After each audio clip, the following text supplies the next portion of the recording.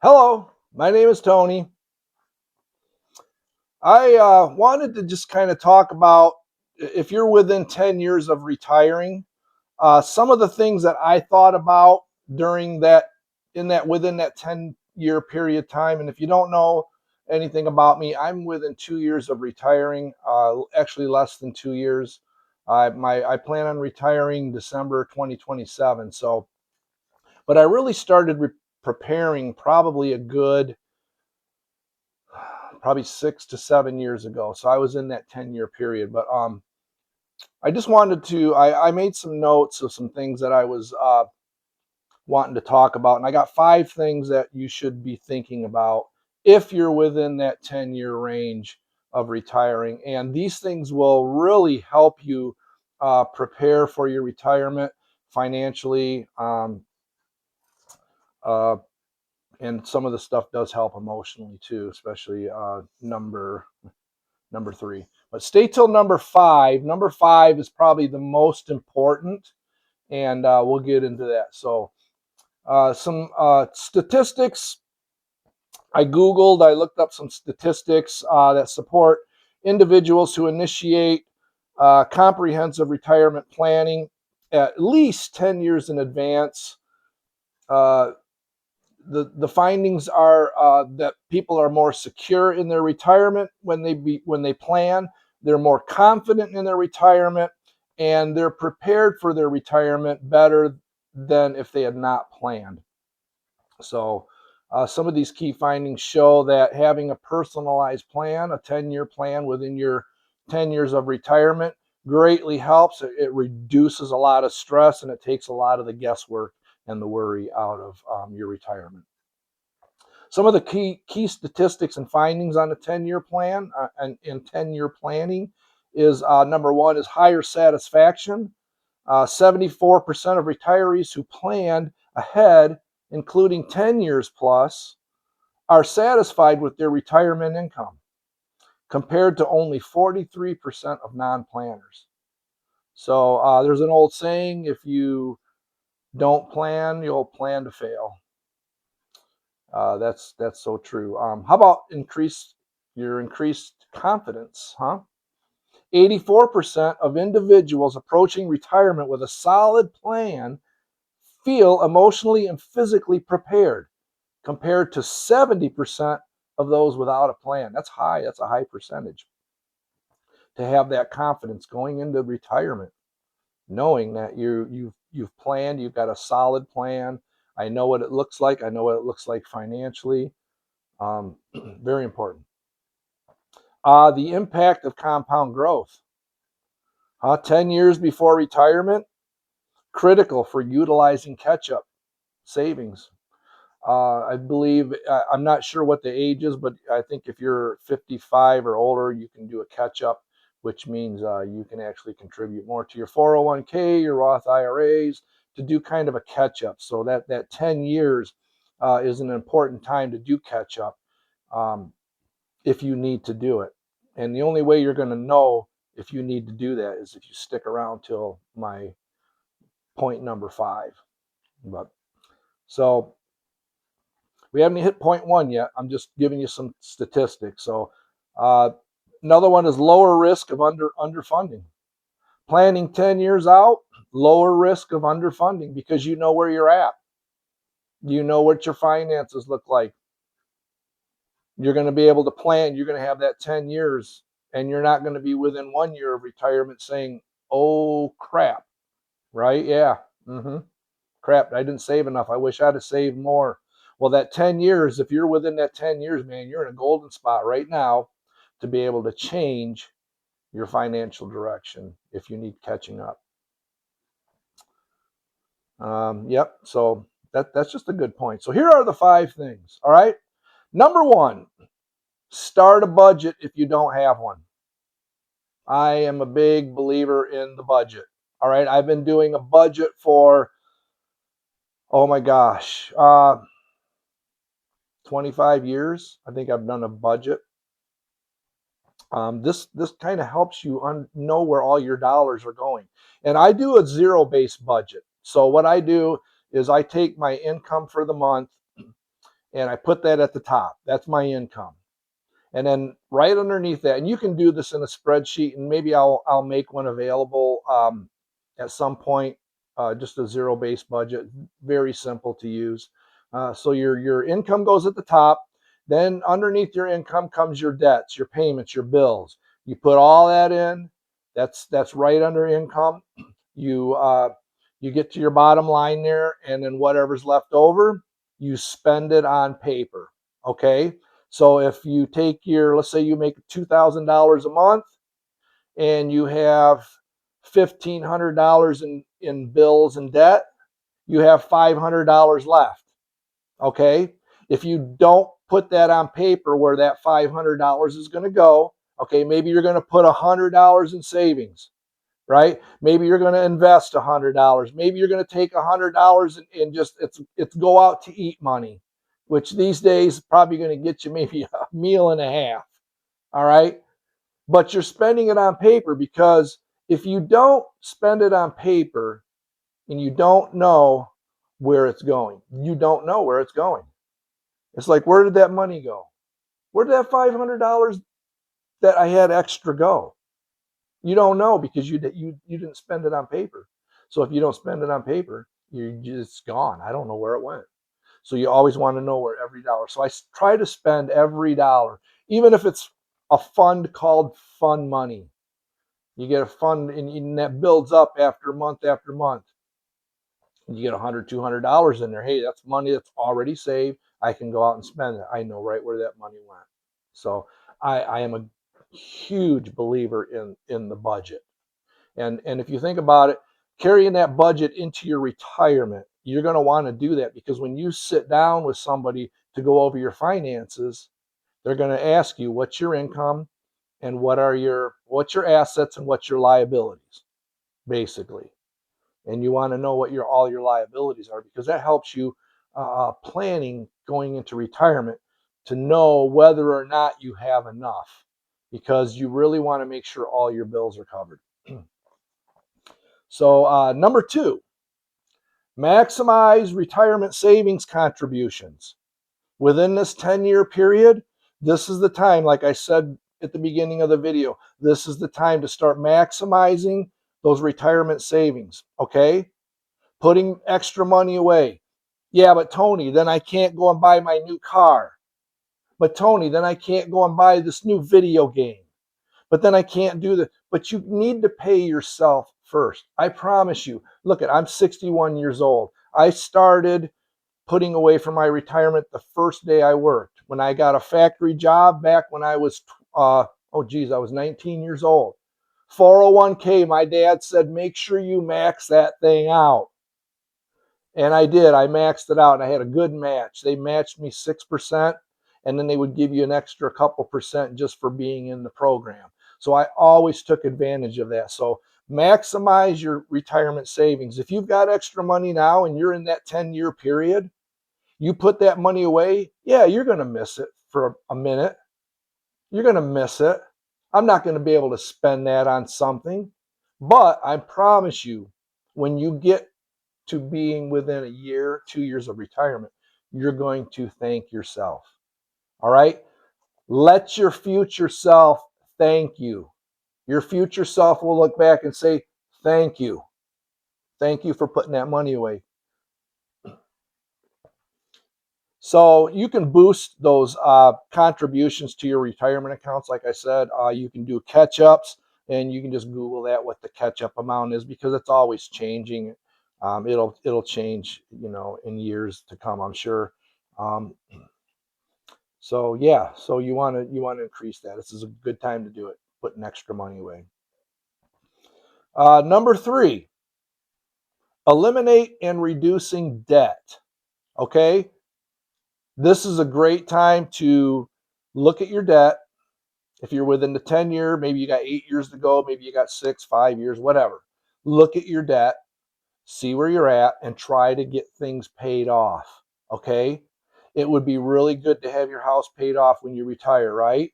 Yeah, it would be really good. It'd be good to retire with no car payments and have a down payment already saved for your next car.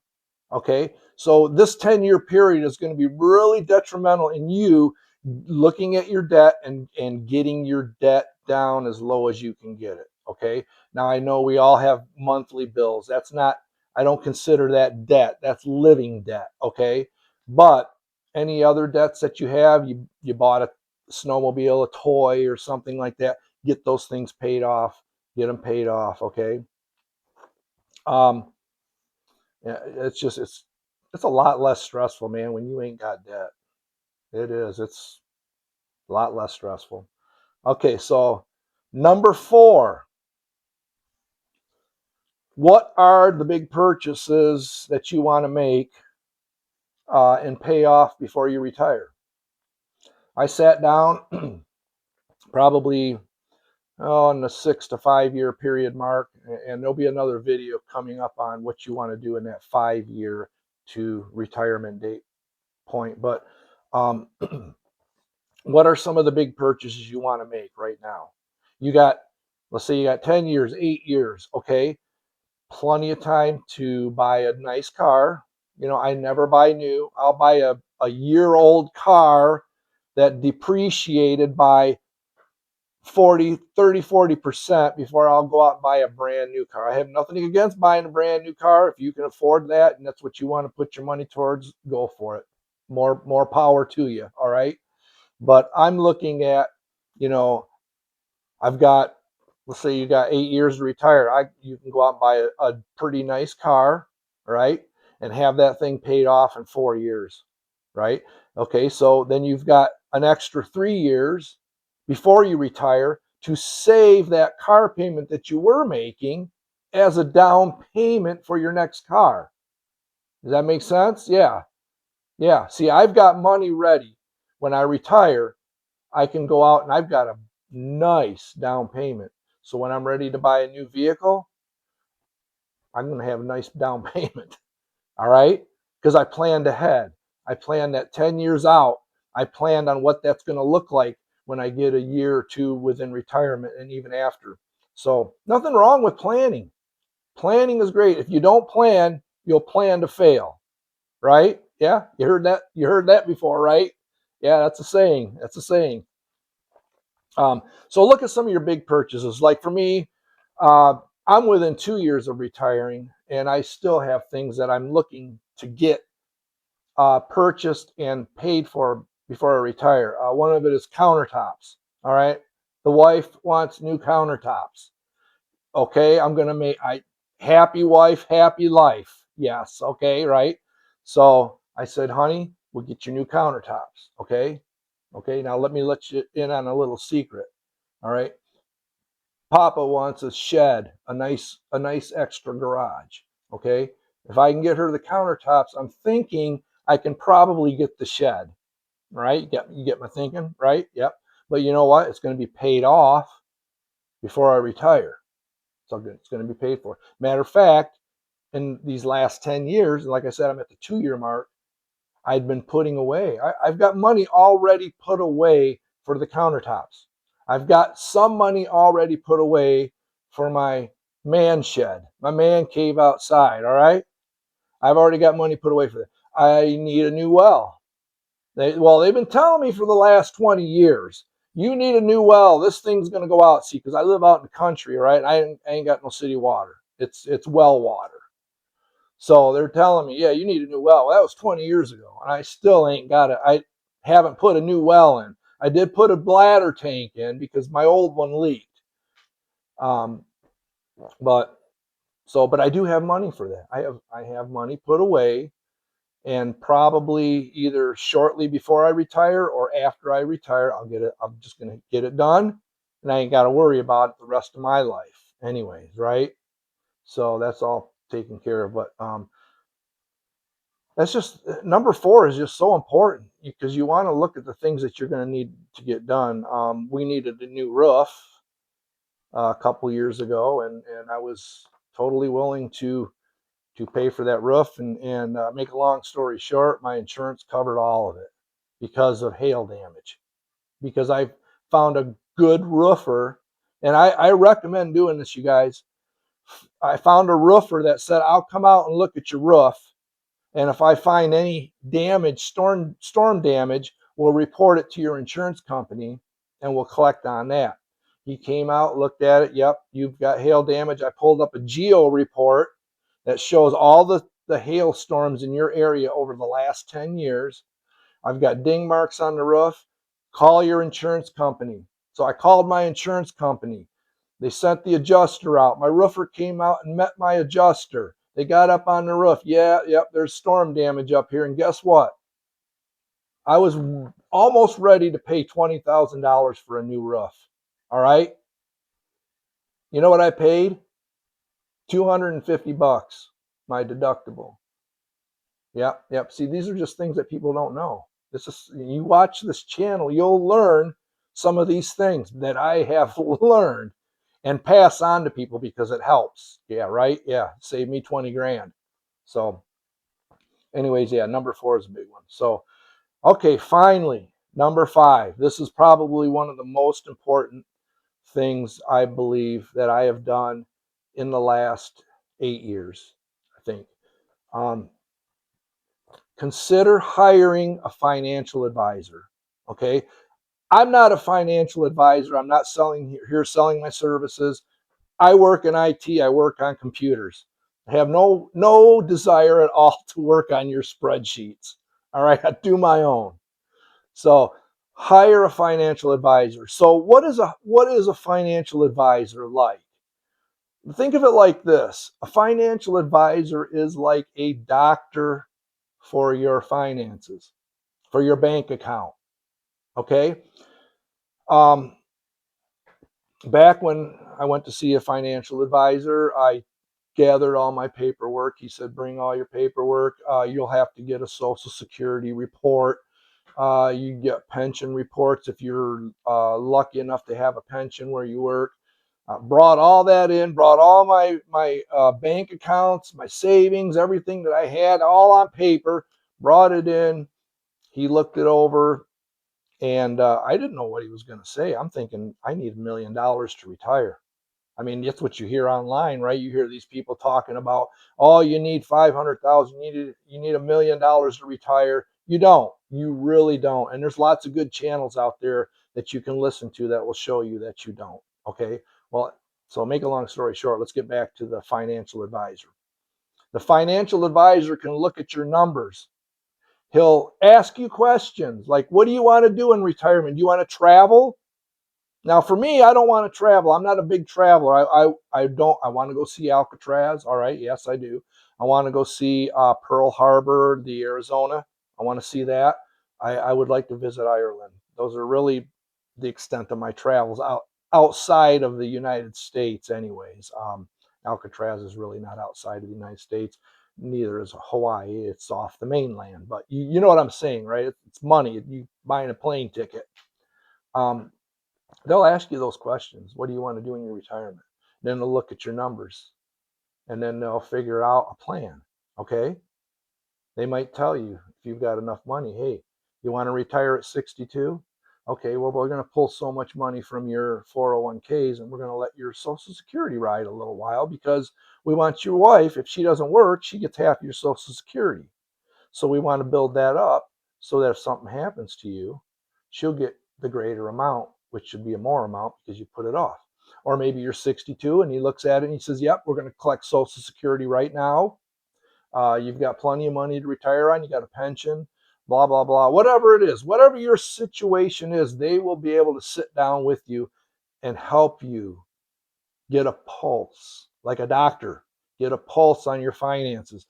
And the best time to do that is earlier, right? Better than later. It's better to do that 10 years out than it is to do it 1 year out and find out you don't have enough and you thought you were going to be retiring at 65 and now you're going to have to work till you're 70 because you didn't get a doctor. You didn't get a financial doctor. Okay? I really believe in financial advisors. So um yeah, so those are 5 things that I think that are really important to do when you're 10 years out. Um, One of my favorite sayings, if you listen to my channel, I love my job. I really love what I do. Monday mornings for me are, they're not stressful. I'm already thinking when I get up Monday morning, what do I want? What am I going to do today? What do I want to do? What do I want to accomplish? Okay. I love my job, but I love my weekends more. Oh, I love my weekends. I tell my boss that all the time. Jim, I love my job, but I love my weekends more. And I'm going to love my retirement more than I love my job. I know that. So, anyways, yeah, if you get anything out of this, like and subscribe to the channel. I think I've got some experience over the last 10 years. Again, I'm pre-retirement. I know there's a lot of channels out there, people that they're already retired, but this is more for us folks that are still working. We're still hanging in there. We're in the grind, you know, and we're just taking it one day at a time, reaching for the goal, the prize, getting to that end where we can enjoy the fruits of our labor, right? Yeah. All right. Well, again, like, subscribe to this channel. Click on the link at the end of the video. It will explain a little bit about my channel and my introduction video. So, till I see you the next time, God bless you.